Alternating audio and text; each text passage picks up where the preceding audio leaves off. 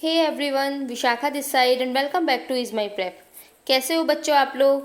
मैं होप करती हूँ कि आप सभी बहुत अच्छे हो और अपने घरों में सेफ़ हो। हमने लास्ट वीडियो में देखा था कि हम बैंकिंग पढ़ रहे थे और उसमें हमने पढ़ा था कमर्शियल बैंक के बारे में। हमने दो टाइप के उसमें उसके फंक्शंस पढ़े थे, प्राइमरी और सेकेंडरी। प्राइमरी में हमने पढ़ा था accepting deposits and advancing of loans. आज हम देखते हैं secondary functions of commercial banks.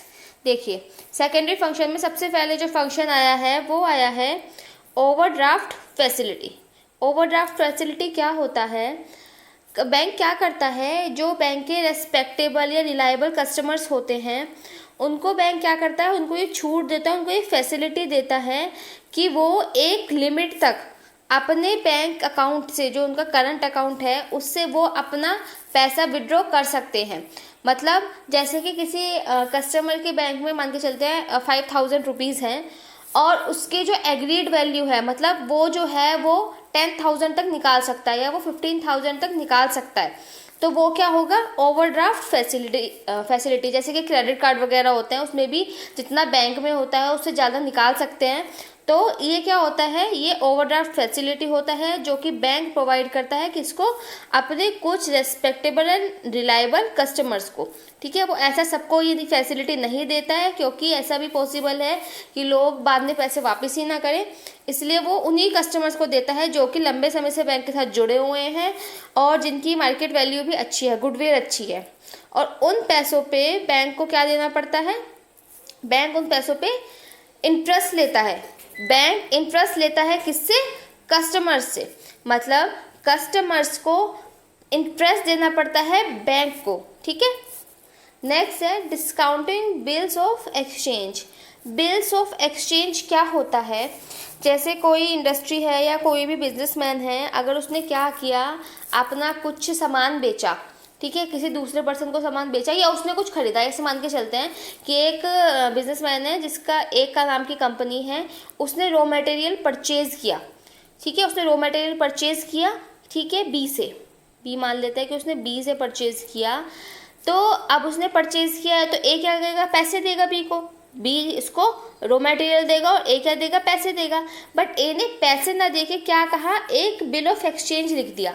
मतलब एक उसने अपने पेपर पे लिख के दे दिया कि वो इतना अमाउंट जो है वो इस डेट को देगा, या किसी भी उसने डेट फिक्स कर ली, इस डेट को वो उस अमाउंट को देगा। ठीक है, बट अब क्या हुआ, ए ने तो बिल ऑफ एक्सचेंज निकाल दिया बी के नाम का, बट बी को अभी जरूरत पड़ गई बीच में ही पैसों की। तो बी क्या करेगा, बी जाएगा बैंक के पास और बैंक क्या करेगा, उसका बिल ऑफ एक्सचेंज ले लेगा। वो जो उसका एक पेपर है जिसपे वो जिसके भरोसे वो क्या कर सकता है, विड्रॉ अमाउंट ले सकता है, वो क्या करेगा, बैंक पैसे ले, वो बिल ले लेगा और जो बी को है वो पैसे दे देगा। इसमें क्या फ़ायदा होता है बैंक का, बैंक जो है जो पैसे देता है वो जितना भी अमाउंट होता है उससे कम अमाउंट देता है।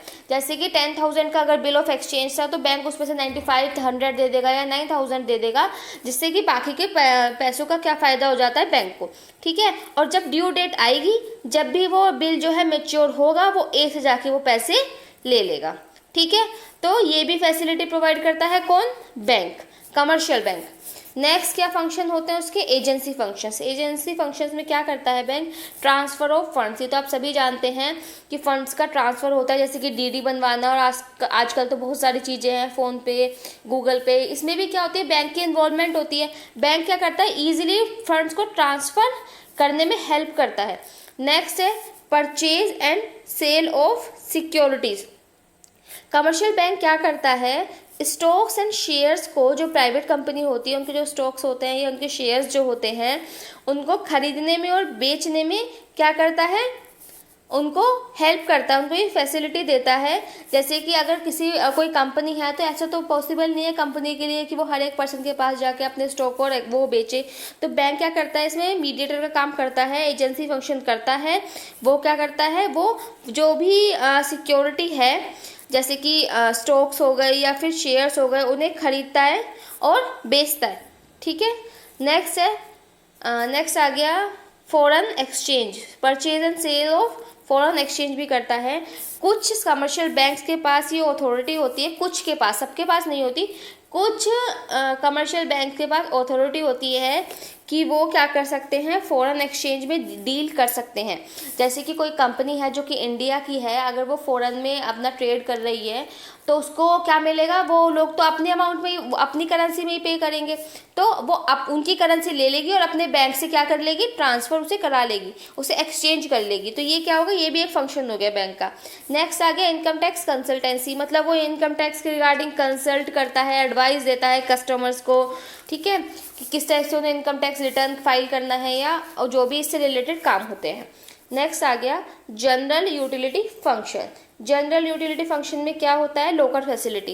ये तो आप सबने सुना होगा कि लोकर फैसिलिटी होती है, तो हर बैंक में ही होती है कि इसमें जो लोग होते हैं वो अपना पैसा रख सकते हैं, अपने पैसे या अपनी ज्वेलरी या जो भी उनका इंपॉर्टेंट चीज़ है, डॉक्यूमेंट्स वगैरह, वो सब लोकर में रख सकते हैं। और इसके बदले बैंक क्या लेता है, उनसे कुछ पैसे लेता है, वो जो कि ईयरली जाते हैं, तो वो क्या होगा, लोकर फैसिलिटीज़ होती है। नेक्स्ट है अंडरराइटिंग सिक्योरिटीज़। अंडरराइटिंग सिक्योरिटीज़ में क्या होता है, बैंक क्या करता है, काम लेता है, मतलब टास्क लेता है किस चीज़ का, अंडरराइटिंग सिक्योरिटीज़। देखिए बैंक का क्या होता है, बैंक के साथ लोगों का ट्रस्ट जुड़ा हुआ होता है। अगर आप लोग कहीं पे कुछ डिपॉजिट कराते हैं किसी भी बैंक में, तो दैट मीन्स आप उस बैंक पे ट्रस्ट करते हैं, आपको पता है कि आपका पैसा कहीं नहीं जाएगा। तो उस ट्रस्ट के बेस पे, उस गुडविल के बेस पे बैंक क्या करता है, अंडरराइट करता है कुछ सिक्योरिटीज़ को, और जो कस्टमर्स हैं जो कि उस पर भरोसा करते हैं बैंक पे, वो आके उनको परचेज कर लेते हैं। तो ये भी एक फंक्शन होता है बैंक का, ठीक है। ट्रैवलर चेक हो गया। ट्रैवलर चेक क्या होता है, जैसे कि लोग बाग ट्रैवलिंग पे जाते हैं तो उनको प्रॉब्लम होती है, वो इतना सारा अमाउंट लेके कैरी नहीं कर सकते, उनको प्रॉब्लम होगी और उनका खोने का भी खतरा रहता है, इसलिए वो क्या करता है, बैंक एक ट्रैवलर चेक इशू कर देता है, जिसकी वजह से कस्टमर्स क्या करते हैं, उनको रिस्क नहीं लेना होता कैश को ले जाने का, ठीक है। नेक्स्ट देखते हैं। देखिए दो टाइप के बैंक होते हैं, मैंने आपको बताया था, कमर्शियल बैंक्स और सेंट्रल बैंक। आप पढ़ते हैं सेंट्रल बैंक। सेंट्रल बैंक को बोल रहे हैं एक एपेक्स बैंक होता है। एपेक्स मतलब सुप्रीम, सबसे ऊपर वाला बैंक है ये। वो क्या करता है, सेंट्रल बैंक कंट्रोल करता है, ऑपरेट करता है, रेगुलेट करता है, डायरेक्ट करता है the entire banking and monetary structure of the country. मतलब किसी कंट्री का जो मॉनेटरी स्ट्रक्चर है, पूरा जो उसके पैसों से रिलेटेड उसका स्ट्रक्चर है, वो कौन कंट्रोल करेगा, उसका सेंट्रल बैंक, ठीक है। वो ऑपरेट भी करता है, वो चलाता भी है, वो डायरेक्शंस भी देता है और वो कंट्रोल भी करता है, ठीक है। जैसे कि इंडिया में क्या है, reserve bank of India. India का सेंट्रल बैंक का नेम है रिजर्व बैंक ऑफ इंडिया, ठीक है। आरबीआई जिसे हम कहते हैं शॉर्ट फॉर्म में, वो एपेक्स बैंक है, वो पूरे कंट्री के मॉनेटरी सिस्टम को कंट्रोल करता है, ऑपरेट करता है, ठीक है। देख लेते हैं कुछ फंक्शंस हम किसके, सेंट्रल बैंक के। देखिए सबसे पहला फंक्शन है करेंसी अथॉरिटी या bank of issue. Central bank को बैंक ऑफ इशू भी कहते हैं क्योंकि सेंट्रल बैंक के पास ये अथॉरिटी होती है, उसके पास ये पावर है कि वो क्या कर सकता है, करेंसी को इशू कर सकता है कंट्री में। जो भी करेंसी होती है इशू कंट्री में, वो कौन कर सकता है, वो सेंट्रल बैंक कर सकता है। मतलब इंडिया में देखेंगे तो आरबीआई कर सकता है इशू, ठीक है। बस इसमें एक एक्सेप्शन है, वो है 1 रुपी नोट एंड कॉइन्स। जितने भी 1 रुपी नोट होते हैं और बाकी के जितने भी कॉइन्स होते हैं वो आरबीआई इशू नहीं करता। ये बात आप याद रखना, जो आरबीआई है वो 1 रुपी नोट और बाकी कॉइन्स को इशू नहीं करता। 1 रुपी नोट और कॉइन्स को मिनिस्ट्री ऑफ फाइनेंस इशू करती है, ठीक है। तो सेंट्रल बैंक क्या करता है, आरबीआई क्या करता है, बाकी की जितनी भी करेंसी है उन्हें इशू करता है, ठीक है। नेक्स्ट है banker to the government. Banker to the government क्यों बोला गया है, देखिए जो कस्टमर्स है, जो पब्लिक है किसी कंट्री की, उनके लिए बैंक कौन होगा, उनका बैंकर कौन होगा, जो कमर्शियल बैंक्स होते हैं। मतलब हम लोगों के लिए कमर्शियल बैंक हमारा बैंक है, ठीक है। तो वो हमारा बैंकर टू द पब्लिक हो गया, बैंकर टू द कस्टमर्स हो गया। बट गवर्नमेंट क्या है, गवर्नमेंट के पास एक बहुत बड़ा अमाउंट होता है, बहुत सारी चीज़ें उन्हें देखनी पड़ती हैं, तो इसीलिए उनका बैंक कौन बनता है, सेंट्रल बैंक। गवर्नमेंट का बैंक जो होता है वो सेंट्रल बैंक होता है, आरबीआई होता है, ठीक है। नेक्स्ट है bankers bank and supervisor. Bankers bank मतलब बैंकों का भी बैंक। जो बैंक्स हैं, जो कमर्शियल बैंक्स हैं, जैसे कि Canara bank, bank of India, state bank, Punjab national bank, जितने भी कमर्शियल बैंक्स हैं, इनका क्या हो गया, इनसे भी ऊपर हो गया और इन्हें सुपरवाइज कौन करेगा, सेंट्रल बैंक। बैंकों का बैंक मतलब इन सब बैंक से ऊपर है, ठीक है, इनका बैंक है वो, ठीक है, मतलब वो अमाउंट रखता है इनका भी, ये चीज़ें मैं आपको बताऊंगी। और इनको सुपरवाइज भी करता है, इन पे नज़र भी रखता है कि कोई बैंक कुछ पॉलिसी को या कुछ रूल्स रेगुलेशंस को ब्रेक तो नहीं कर रहा, कुछ कोई भी प्रॉब्लम किसी बैंक को है तो नहीं, या वो कोई भी ऐसी धोखाधड़ी नहीं कर रहा हो जिसकी वजह से क्या हो, जिसकी वजह से कस्टमर्स को प्रॉब्लम फेस करनी पड़े। जैसे कि अभी आपने देखा था येस बैंक के साथ हुआ था। येस बैंक जो भी उसने चीटिंग वगैरह करी थी, आप लोगों ने वो केस देखा होगा, अगर नहीं देखा है तो उस केस को जाके एक बार पढ़िए, आपको थोड़ा सा आइडिया लगेगा कि क्या किस टाइप की धोखाधड़ी कर सकते हैं बैंक, और उसकी वजह से उन्हें क्या प्रॉब्लम फेस करनी पड़ती है और कस्टमर्स को क्या प्रॉब्लम होती है। तो सुपरवाइज भी कौन करता है बैंक को? Central bank. नेक्स्ट है controller of money supply and credit. Money supply मैंने आपको बताया था, मनी सप्लाई क्या होता है, मनी चैप्टर में हमने पढ़ा था कि मनी सप्लाई एक पीरियड ऑफ टाइम पे लोगों के पास, जो पब्लिक है वो जितना भी मनी होल्ड करके रखती है, वो क्या होती है? Money supply. तो उसको कौन कंट्रोल करता है? जैसे आप लोग देखते होंगे डिप्रेशन आ गया, इन्फ्लेशन आ गया, तो ये सब क्या है, इन्हें कंट्रोल कौन करता है? आरबीआई, सेंट्रल बैंक इन्हें कंट्रोल करता है। नेक्स्ट आ गया custodian of foreign exchange reserve.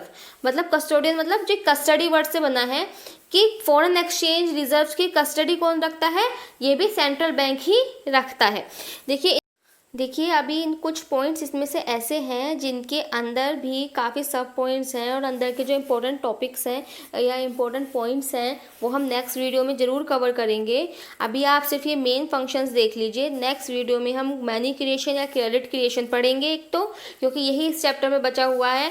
और इन पॉइंट्स के अंदर भी कुछ पॉइंट्स हैं, जैसे कि आपने सुना होगा CRR, cash reserve ratio, open market operation, SLR, ये भी काफ़ी इंपॉर्टेंट और काफ़ी लेंथी टॉपिक्स हैं, तो इनको हम नेक्स्ट वीडियो में जरूर कवर करेंगे। आज के लिए सिर्फ इतना ही। इन पॉइंट्स को अच्छे से समझिए। अगर कुछ समझ नहीं आता है तो आप मुझे DM कर सकते हैं, मेल ID आपको डिस्क्रिप्शन में मिल जाएगी, वरना आप कमेंट कर सकते हैं, कमेंट करके हमें बताइए, ठीक है। तो किसी भी तरीके की आपको प्रॉब्लम फेस करनी पड़ती है, कुछ भी समझ नहीं आता, तो बच्चे आप लोग पूछ सकते हैं हमसे, हम आपके लिए ही यहाँ पे हैं। आपको समझाना हमारा प्रायोरिटी है कि आप ये चैप्टर समझें, आप ये सारी चीज़ें अच्छे से आपके माइंड में बिठा लीजिए, ठीक है। तो आज के लिए सिर्फ इतना ही। अगर आपको ये वीडियो अच्छी लगी है, आपको सारी चीज़ें समझ आई हैं, तो प्लीज़ हमारे चैनल को सब्सक्राइब कीजिए। आपके जो फ्रेंड्स हैं, जो आपके साथ हैं और जिनको प्रॉब्लम फेस करनी पड़ती है इको में, प्लीज़ उनके साथ भी ये शेयर कीजिए वीडियो, जिससे वो भी देख पाएँ और उनको भी हेल्प मिल पाए। Thank you so much for watching and be connected.